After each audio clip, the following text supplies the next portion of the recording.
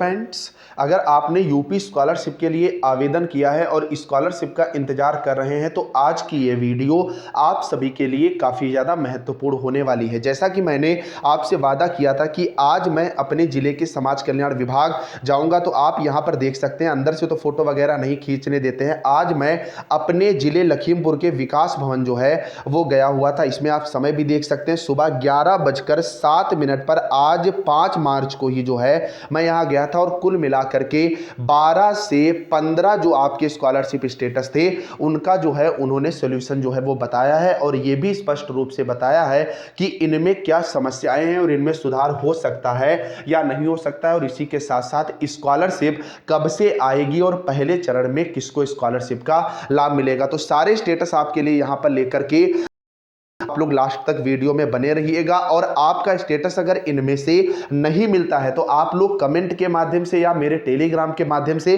अपना स्टेटस मुझे व्हाट्सएप कर दीजिएगा। 2-3 दिन में मैं एक बार फिर से विकास भवन जाऊंगा आपके जिला समाज कल्याण विभाग से मिलने, तो वहां पर आपके स्टेटस का समाधान कर दूंगा। तो वीडियो में लास्ट तक बने रहिएगा और चैनल पर नया हो तो चैनल को भी आप लोग सब्सक्राइब कर लेना, जिससे हर अपडेट आपको समय से मिल सके। तो सबसे पहला यहाँ पर जो स्टेटस मैंने दिखाया था कि सर यहाँ पर स्टेटस स्टूडेंट्स का कह रहा था below 50% marks where admission required on basis of graduation in private institute for professional course. तो उन्होंने स्पष्ट रूप से बताया कि पहले भी जो आपका DW है वहाँ से नोटिस जारी की गई थी और स्पष्ट रूप से बताया गया था कि अगर आप एडमिशन ले रहे हो तो अगर आप 12th के बेसिस पे एडमिशन ले रहे हो जैसे ग्रेजुएशन में, तो आपके 12th वगैरह में 60% के ऊपर मार्क्स होने आवश्यक हैं। और अगर ग्रेजुएशन के बाद किसी भी कोर्स जैसे पोस्ट ग्रेजुएशन हुआ या आपका बीएड हुआ या आपका बीटीसी हुआ या अन्य बीटेक वगैरह, बीटेक तो नहीं होता, या अन्य जो कोर्सेज हैं वहां पर आपने अगर एडमिशन ले रखा है तो आपके मिनिमम मार्क्स जो हैं वो जनरल कैटेगरी में 55% होने चाहिए और एससी कैटेगरी में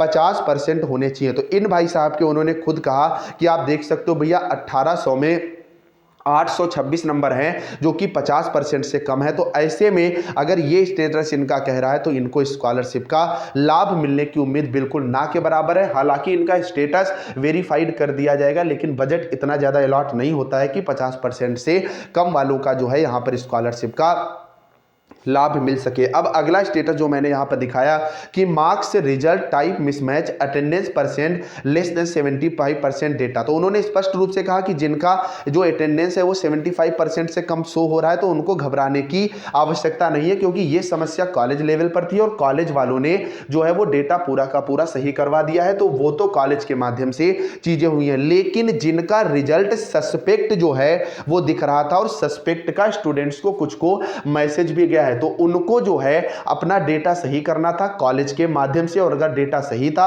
तो एक एप्लीकेशन लिखनी थी समाज कल्याण विभाग के नाम से और कॉलेज में जो है वो सबमिट करवा देनी थी। कॉलेज अपने माध्यम से उसको आगे जो है वो भिजवा देता। और अगर आप इस चैनल के परमानेंट सब्सक्राइबर हैं तो ये बात मैंने पहले भी आपको कही थी। तो अगर आपने ये चीजें करवा दी है या कॉलेज के माध्यम से अवगत करा दिया है तो आपका स्टेटस जो है वो सही हो जाएगा। इनरोलमेंट रोल नंबर वाले स्टेटस पर हम लोग अभी आगे जो है वो बात करेंगे। अब देखो अगला जिनका ये कह रहा था high school board data match with UP board ICSE board database. तो जिनका स्टेटस ये कह रहा था तो इन्होंने अगर 15 फरवरी तक अपना डेटा जो है फॉर्म का जो पूरा का पूरा प्रिंट आउट है, जो करेक्शन डेट चल रही थी उसको निकलवा करके डेटा सही करवा करके कॉलेज में अगर सबमिट करवा दिया था तो कॉलेज के माध्यम से उसको आगे अग्रसारित किया गया था। उन्होंने एक बात और ये भी स्पष्ट रूप से बोली कि ये जो भी डेटा आपका सही हुआ है तो 99% डेटा जो है वो आपका कॉलेज के माध्यम से ही सही होगा। डायरेक्ट जो जिला समाज कल्याण विभाग पहुंचते हैं तो समाज कल्याण विभाग डायरेक्टली लोगों की समस्या इतनी जल्दी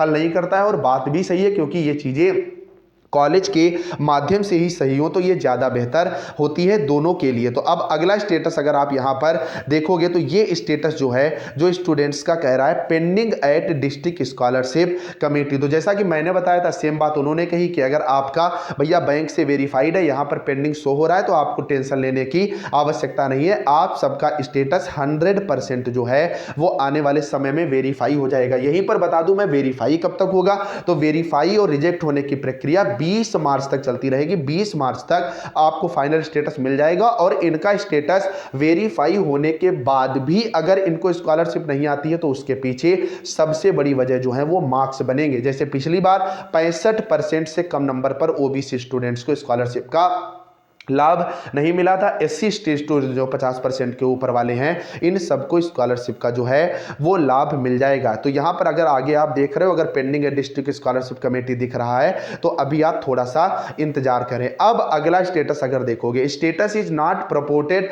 और failed with university uploaded data. अब यहां पर पूरी की पूरी गलती जो है वो आपके भाई मेरे कॉलेज प्रशासन की है। यहां पर कॉलेज प्रशासन ही आपका पूरा का पूरा झेलेगा, उसकी गलती से ही आगे अग्रसारित नहीं किया गया है। तो इसको लेकर के उन्होंने स्पष्ट कर दिया कि इस तरह का अगर आपका स्टेटस कह रहा है तो वो कॉलेज ही आगे अग्रसारित करेगा, अदरवाइज आपका फॉर्म जो है वो रिजेक्ट हो जाएगा। क्योंकि इनके मैक्सिमम मार्क्स आप देख सकते हो 10 दे रखे थे, इनके ऑब्टेन्ड मार्क्स जो है वो 8 दे रखे थे। और आपको बताऊं, वो मुझसे कहने लगे आप ये स्टेटस लाते कहां से? तो मैंने उनको बताया कि मेरा यूट्यूब चैनल है, स्टूडेंट्स परेशान रहते हैं। तो उन्होंने जो है इन चीजों को और अच्छे से वहां पर जो है वो डिस्क्राइब किया था। अगला यहां पर देखोगे, जिन स्टूडेंट्स का पेंडिंग है डिस्ट्रिक्ट स्कॉलरशिप कमेटी दिख रहा है लेकिन बैंक से रिजेक्ट कर दिया गया है, UID is never disabled for DBT, ये चीजें अगर हैं तो इसके लिए भी उन्होंने कहा टेंशन ना ले। अगर आपने बैंक में अगर नहीं कराया है, अब भी आप करवा देते हो, बैंक में जाकर के आपको जो है आधार मैपिंग करवानी है, आधार वगैरह से डीबीटी जो है वो करवा देना है। जब आप डीबीटी करवा दोगे तो बैंक के माध्यम से वो जो है चीजें सही हो जाएंगी और जब आपका पैसा भेजा जाएगा तो वो बैंक रिसीव कर लेगा और बाद में आपको पैसा दे दिया जाएगा। लेकिन अगर आपका यहां पर रिजेक्टेड बाय बैंक जो है वो हो चुका है तो इसकी एक कॉपी आपको कॉलेज में जो है वो सबमिट करवानी पड़ेगी। क्योंकि जैसा कि उन्होंने बताया है कि जो 10 मार्च तक इसकी डेट बढ़ा दी गई है आवेदन में करेक्शन की, तो आप 10 मार्च तक जो है वो अपने फॉर्म में बचे हुए करेक्शन भी जो है वो यहां पर कर सकते हो। अगला स्टेटस देखोगे, whether institute registered on NSP portal or not, enrollment roll number marks not match with university uploaded data। तो whether institute registered और NSP portal अगर है तो अगर इंस्टीट्यूट ने इस बार NSP पोर्टल वो होता है जिस पर जो इंस्टीट्यूट है वो अपने को रजिस्टर्ड कराते हैं स्कॉलरशिप के लिए, और जब तक इंस्टीट्यूट आपका रजिस्टर्ड नहीं होगा तब तक आपको स्कॉलरशिप का लाभ भी नहीं मिलेगा। तो अगर NSP पर आपका इंस्टीट्यूट अपलोड हो गया तो आपको टेंशन लेने की आवश्यकता ही नहीं, आपको स्कॉलरशिप का लाभ मिलेगा। अगर नहीं हुआ है तो आपको स्कॉलरशिप का लाभ नहीं मिलेगा। बाकी enrolment roll number marks not match with university uploaded data कह रहा है, तो ये स्टेटस आपका 10 मार्च तक सभी का पेंडिंग में पहुंच जाएगा या वेरीफाई हो जाएगा। आपको टेंशन लेने की इसके लिए भी जो है वो आवश्यकता बिल्कुल भी नहीं है। अगला स्टेटस आप देख सकते हो, जिनका verified recommended by district scholarship committee हो गया है तो उन्होंने हंसते हुए कहा कि ये तो बिल्कुल चैन की सांस ले, बस 2 चीजें देख ले, बैंक से वेरीफाइड होना चाहिए और verified recommended by district scholarship committee जो है वो होना चाहिए, और मार्क्स इनके 60% के ऊपर हैं